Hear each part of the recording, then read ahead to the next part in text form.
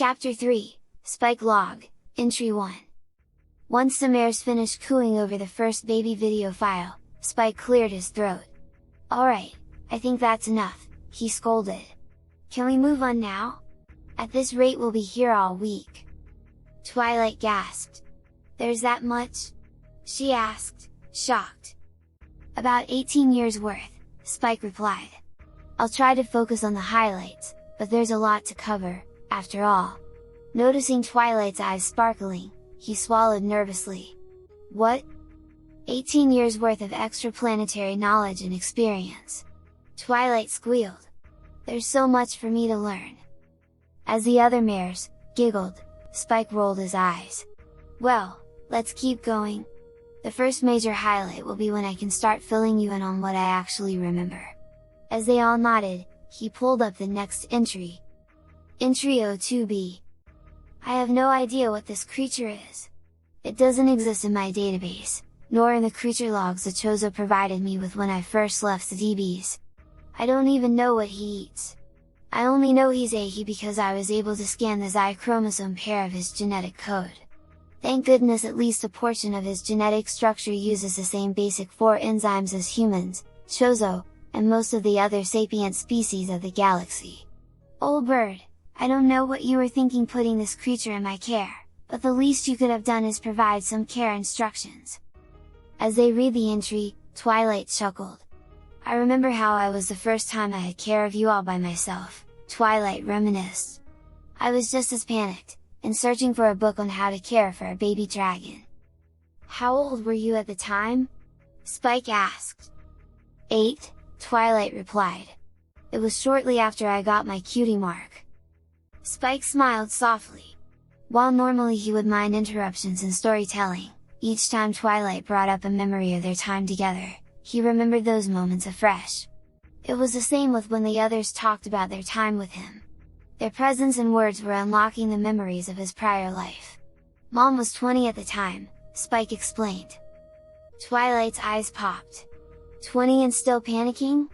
she asked, shocked. "Oh, panic is a perfectly normal reaction for first-time mothers," Fluttershy pointed out. Chuckling, Spike loaded the next entry up. Entry 02C. "I finally figured out what the little guy eats. Right first he refused literally everything I offered him. In desperation, I threw a pair of clip-on sapphire earrings and fragments of his own shell at him. The earrings had been a gift from an unwanted admirer, after it got revealed that the most badass bounty hunter to ever fly the solar system was a woman. The look on the general's faces when I disengaged my power suit to collect my bounty was priceless. The little guy immediately tried to dig the sapphires out of their setting with claw and teeth, trying to get one in the piece of his shell into his mouth. While I have no idea why he would eat gems, deep scans indicated his shell fragments had a unique enzyme in them that, when consumed, jump-started his digestive tract. As a result, his first meal was a mixture of powdered gemstones and shell fragments. Shortly after, I discovered he could in fact, eat things other than gemstones, which is lucky. Keeping a supply of gems on board, even uncut stones or ore, would be both costly and necessitate a much bigger ship's cabin." The connected video file played. Sama sighed as she finally finished powdering the gems and shell fragments. While the gems had been easy enough to reduce to a powder, her ship's part assembler was easily programmed to do it for her. The shell fragments proved more difficult. The ship's systems proved ineffective. Her beam weapons had no effect on the shell. Even missiles and super missiles failed to even scuff the outer shell. "Whatever race you come from," she muttered at the curious infant, "they knew what they were doing when they evolved this as your egg. But how did you break out?" Eventually, she discovered that the combination of an ordinary stone pressed against the shell plus a bit of the infant's saliva caused the shell to break down into a powder.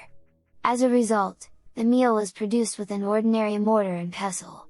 "And I told old bird I'd never have a use for this thing when he insisted I make it and take it with me," she grumbled to herself.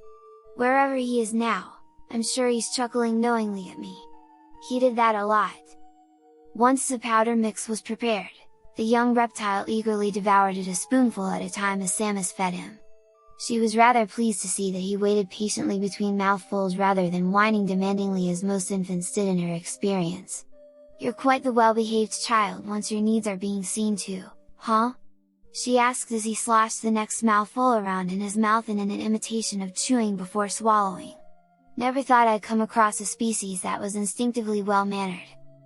Once the meal was finished, she turned to put the mortar and pestle away, only to hear a wet splut. "What the?" Turning around, she discovered that the little guy had belly flopped into a small chocolate cake and was proceeding to eat his way out. Groaning, she buried her face in her palm. Pinkie Pie was laughing uproariously as the video came to an end. "The Cake Twins do that every birthday!" she shrieked in hilarity. "I always wanted to try it."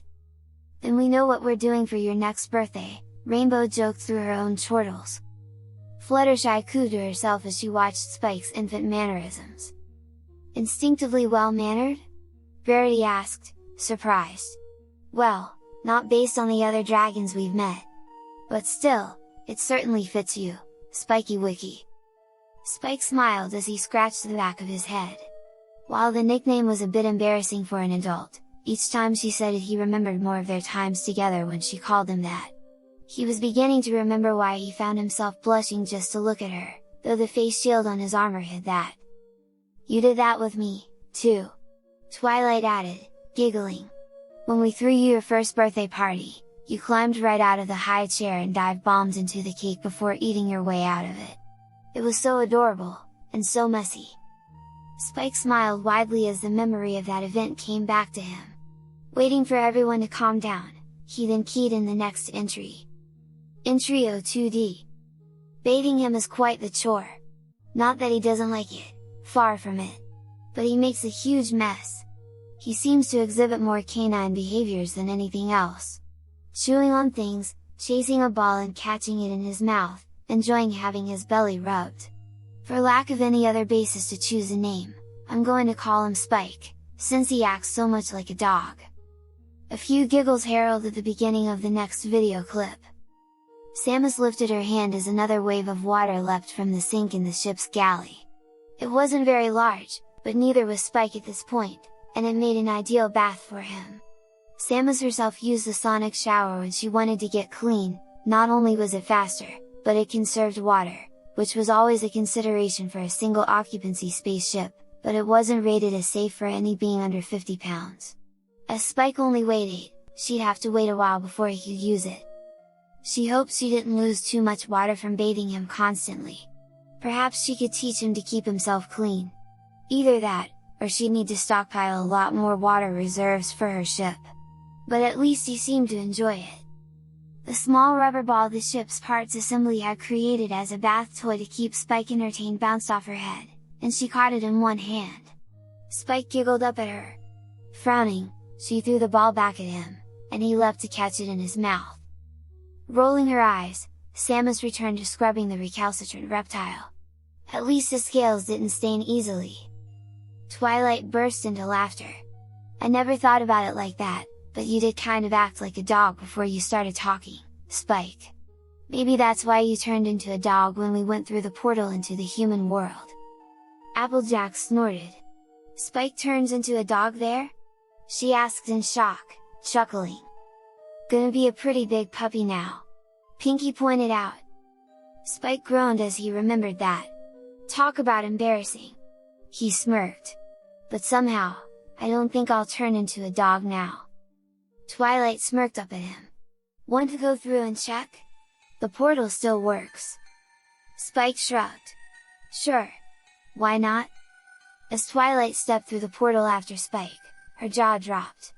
He was most definitely not a dog. Standing before her was a tall, lithe, well-muscled, purple and green-skinned warrior in white plate armor that covered him only partially, and was backed up by a loincloth. She felt like she was staring at a cross between Tarzan and Conan the Barbarian, to go by the characters she'd seen in this world's fiction. "Hey Twilight," Sunset called as she walked up. "We weren't expecting you to visit so soon." Her eyes widened as she caught sight of Twilight's companion. "Is that your cold friend? Flash is going to be jealous." "Hey Sunset," Spike said easily, waving. Sunset's eyes widened further. Spike?" she asked in shock. When Spike nodded, she let out a quiet, "woof," before feigning dead away. Twilight promptly facepalmed.